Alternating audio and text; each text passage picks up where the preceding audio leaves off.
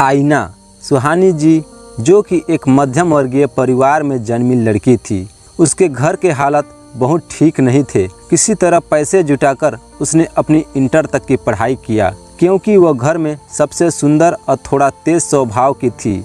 उसके घर में उसकी बाकी बहनें सीधी साधी थी जो प्राइवेट पढ़ती थी, लेकिन सुहानी ने घर पर लड़के रेगुलर अपनी 12वीं पूरी की और अब स्नातक के लिए किसी अच्छे कॉलेज में प्रवेश लेना चाहती थी। लेकिन अच्छे कॉलेज में प्रवेश हेतु मेरिट लिस्ट में नाम नहीं था और अगर अच्छे नंबर नहीं तो अधिक पैसा लगता था।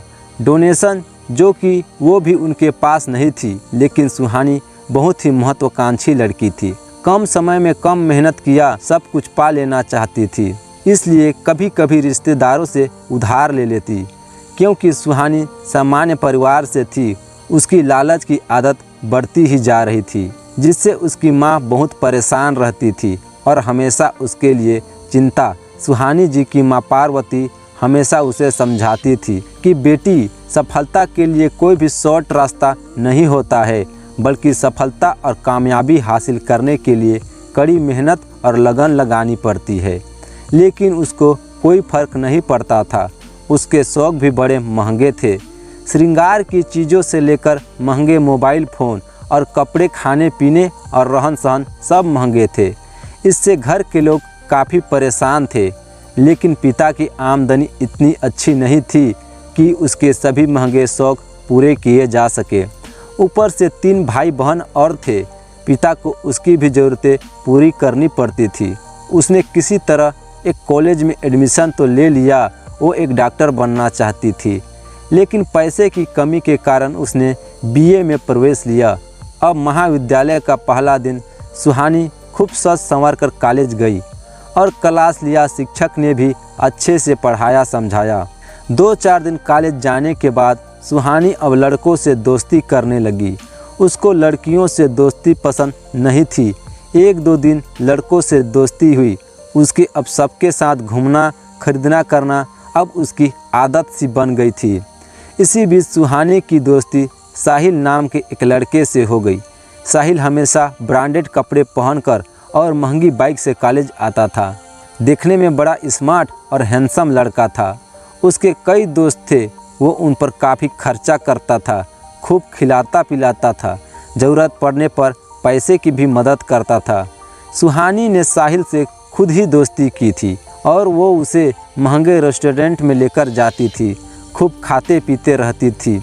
कभी कभार उससे पैसे भी मांग लेती थी, मगर साहिल को सुहानी की ये सारी हरकतें अच्छी लगने लगी थी और धीरे धीरे वो उसको चाहने लगा था। इसलिए उसकी हर मांग पूरी कर देता था।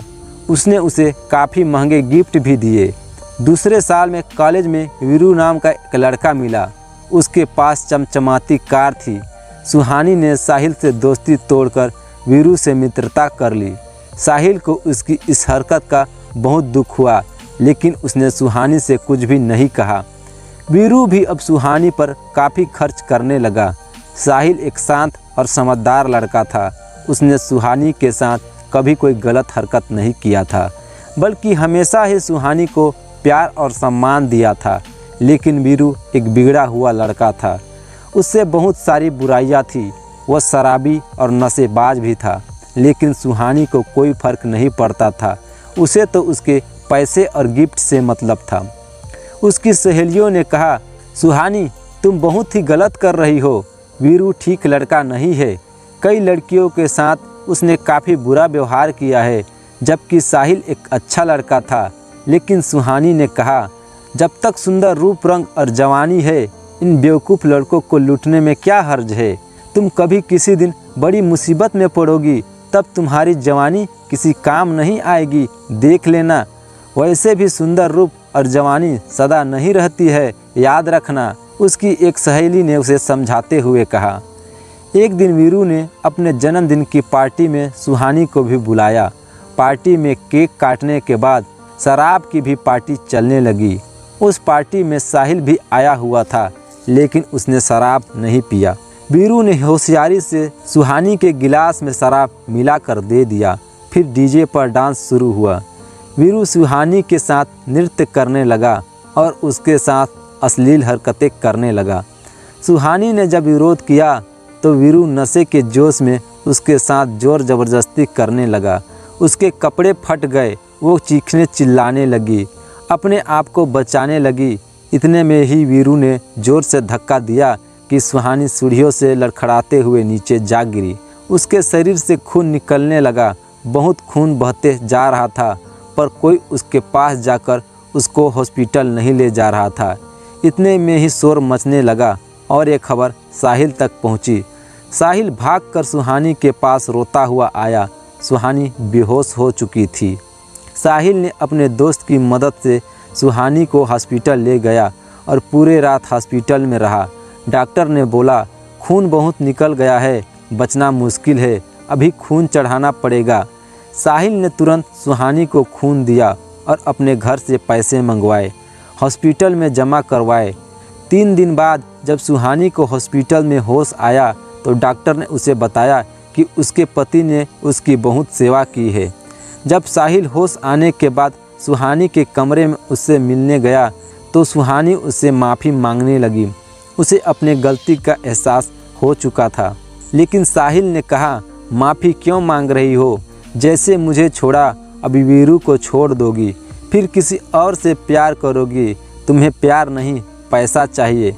दिखावे की दुनिया में हो, कभी अकेले में आईना देखना, सब सच बता देगा तुमको, लेकिन जब तक तुम कुछ समझ पाओगी बहुत देर हो चुकी होगी। अब भी वक्त है, संभल जाओ। सुहानी रोने लगी। उसने साहिल का हाथ पकड़ लिया और कहा, अब मैं समझ चुकी हूँ साहिल, अब मैं अपनी गलती सुधार लूँगी, तुम्हारी तरह हकीकत की दुनिया में रहूँगी।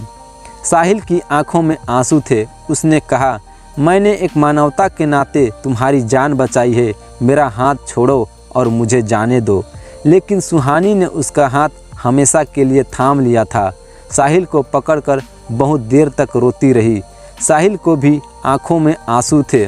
उसने सुहानी को समझाया और उसको बोला कि उसको बस खुश रहना है, जल्दी से ठीक होना है, कोई तनाव या पुरानी कोई भी बात मन में बोझ नहीं बनानी है।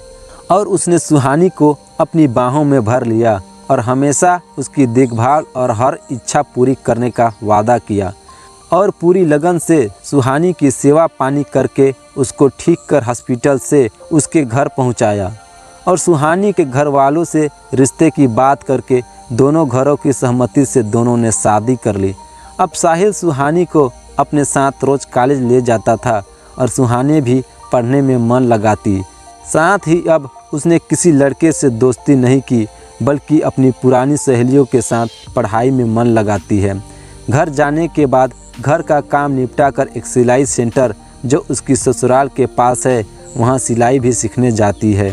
सुहानी अब जीवन के आईने को देख हकीकत से वास्ता रखने लगी है। आपको यह कहानी कैसी लगी हमें कमेंट करके ज़रूर बताएं, और अगर वीडियो अच्छी लगी तो वीडियो को लाइक, शेयर और चैनल में नए हैं तो चैनल को सब्सक्राइब करना ना भूलें। धन्यवाद।